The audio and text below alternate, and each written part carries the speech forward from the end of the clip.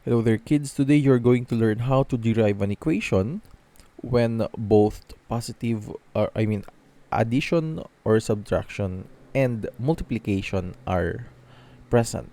Okay.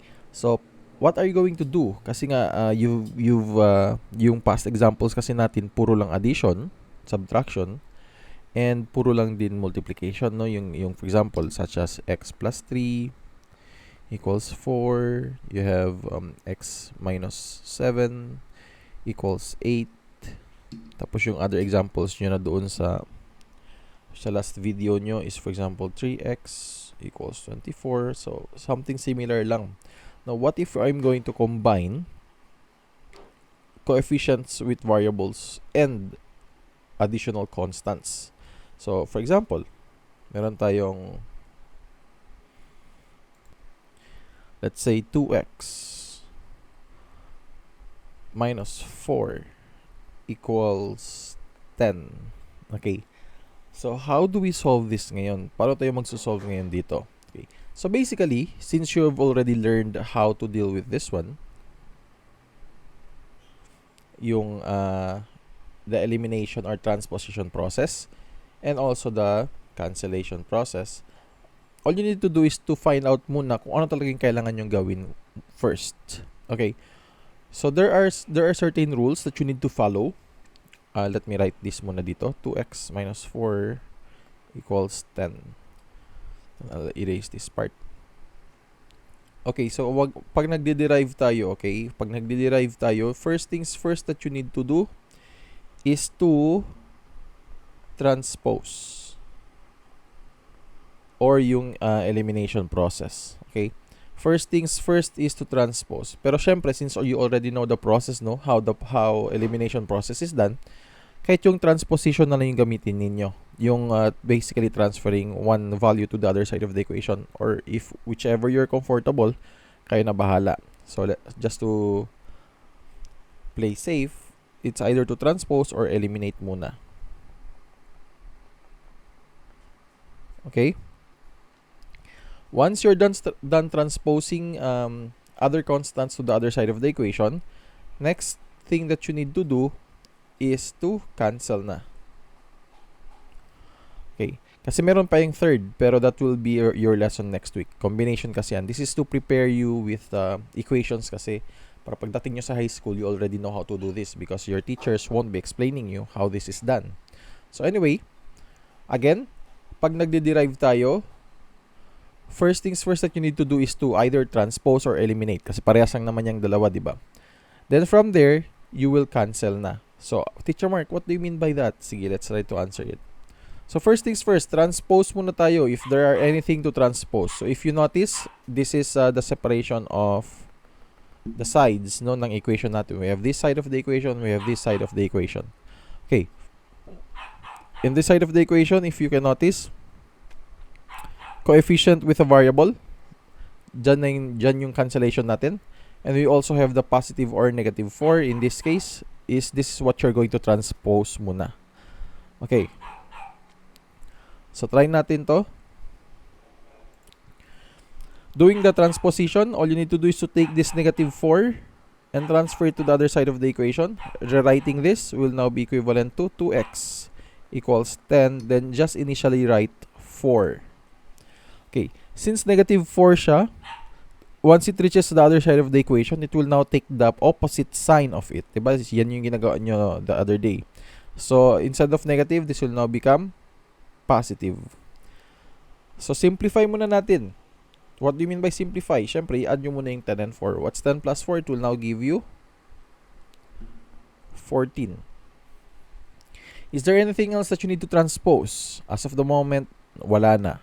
So, anong gagawin natin ngayon? All you need to do is you're done with transposing and or elimination. You're now going to do cancellation. So, ika-cancel natin ang ano? Of course, the coefficient that is with the variable x, which is 2. Cancel na yan. What you do in one side of the equation, you should also do it on the other side of the equation. Since nag-divide tayo ng 2 dito sa x, you should also divide 2 dun sa kabila, which is yung 14. So, from there, 14 divided by 2 is equivalent to 7. So that is how you solve equations like this. Okay. Teacher Mike, I don't get it. Sige lang. Try natin ulit. Let's say we have 4x minus 7 or plus 7 equals, let's say, 31. Okay. Okay, let's try. Yung 1 ko medyo tiko. Okay, yan. Then again, ano yung rule natin again? When you derive, first is to either transpose or eliminate. Kasi parehas lang nga to silang dalawa, 'di ba? Eliminate. They are just the same. These two are just the same. Transposition is just the shortcut of it. Elimination is showing the entire process how it's done. Okay. Then after that is to cancel. Kasi like what I've said earlier, my third one pa yan, which you are going to learn next week. Okay.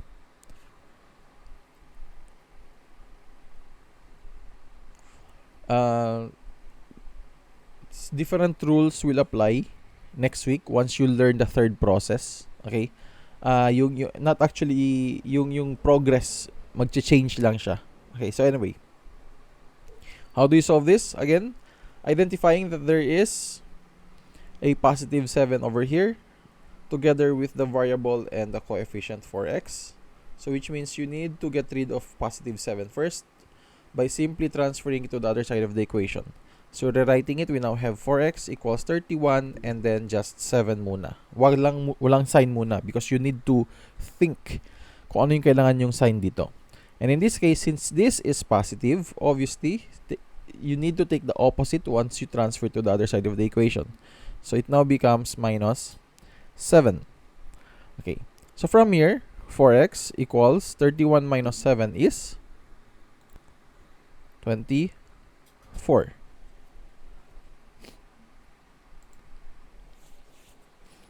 Then from here, after you're done transposing and eliminating, you're now going to cancel. Cancel what? 4. What you do in one side of the equation, do it on the other side of the equation. So you now have x equals 24 divided by 4, which is now equivalent to 6. Okay, other situations that you might encounter. Teacher Mark, what if you're going to encounter such as 2x plus x equals, let's say, 12?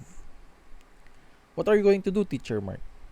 So, obviously, if you notice nga, whenever we solve, we always leave x on one side of the equation. So, if you notice that these two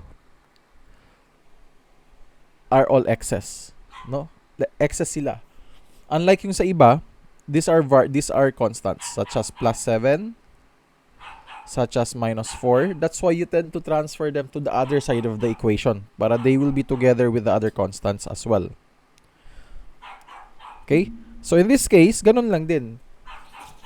All you need to do is just to combine 2x plus x. And 2x plus x will basically give you 3x. Rewriting the equation, we have 3x equals 12. Then if you notice, do you have anything to transpose or to eliminate? Meron ba tayong other constants on dito sa side na to? On this side of the equation, do you have any constants? Wala. Which means you don't need to transpose, you don't need to eliminate anything because there's nothing to transpose or eliminate. Which means you can now proceed directly to cancellation. So we have over 3. What you do in one side of the equation, you do it on the other side of the equation. So we now have x equals 12 divided by 3 is 4. Okay. Now, Teacher Mark, what if you're going to encounter similar to this one? Okay. Let's say you have 5x. Tapos equals ka agad. Then you have, let's say, an x plus 20. Now, if you notice, di ba yung sinasabi ko nga, yung equal sign yung nagse-separate sa sides. You have this side and you have this other side.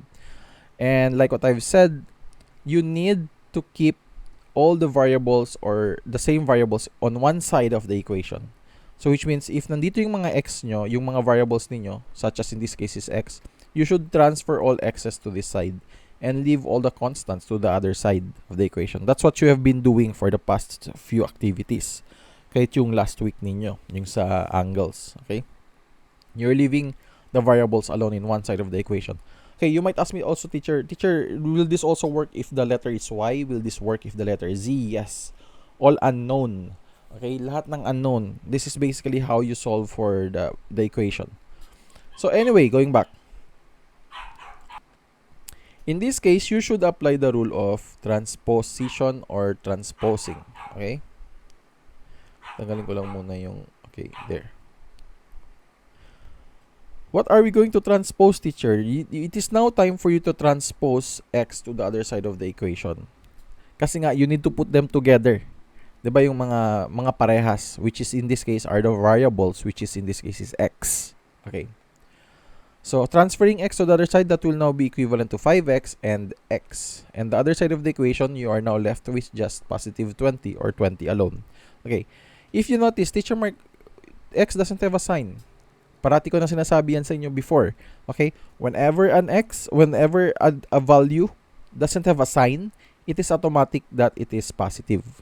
So, if it is positive on this side of the equation, which means pagdating niya sa other side of the equation, it will now be the opposite, which is minus. Okay. So, simplify nyo lang to. What's 5x minus x? This is equivalent to 4x. And rewriting the equation, that's 20. 4x minus 20, cancellation tayo.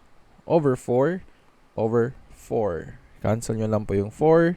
X is now equivalent to 5.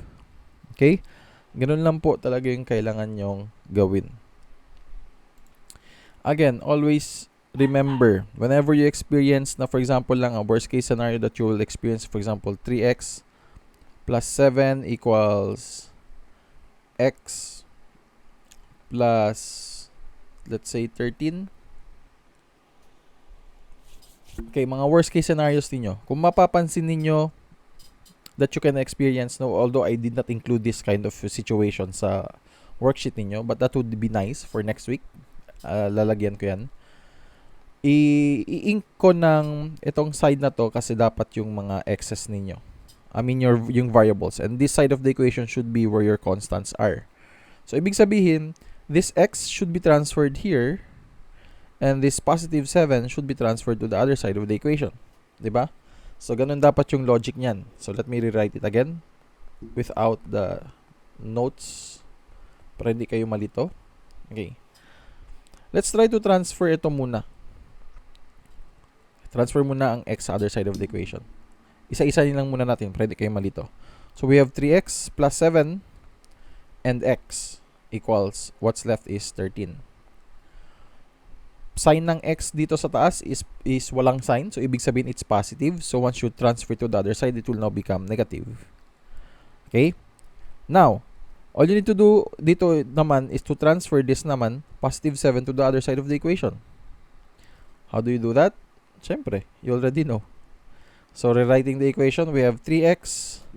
Wala na ang positive 7. So, we now have negative x na lang dito.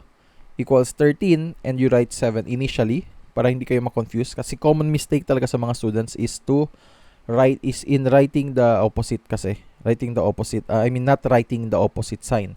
So, dun tayo nagkakamali sa equation. So, if you notice that this is positive here, so which means, pagdating sa kabila, it should be negative. Simplify na lang natin. Simplify the value. 3x minus x will give you 2x, and 13 minus 7 will give you 6. Simplifying the equation, divided by 2, cancelling 2. What you do in one side of the equation, do it on the other side of the equation. You now have x equals 6 divided by 2 is 3. Okay? So, that is it. Combining both whenever there is multiplication and addition or subtraction included. Okay. Always remember yung rule natin. In this case, pag present yung dalawa, kailangan yung mag-transpose or eliminate muna and then cancel. And of course, always remember to simplify para mas madali nyong masagot yung answers ninyo. Okay? So anyway, so that's it for today. I hope that you are learning from this video and tutorial as well.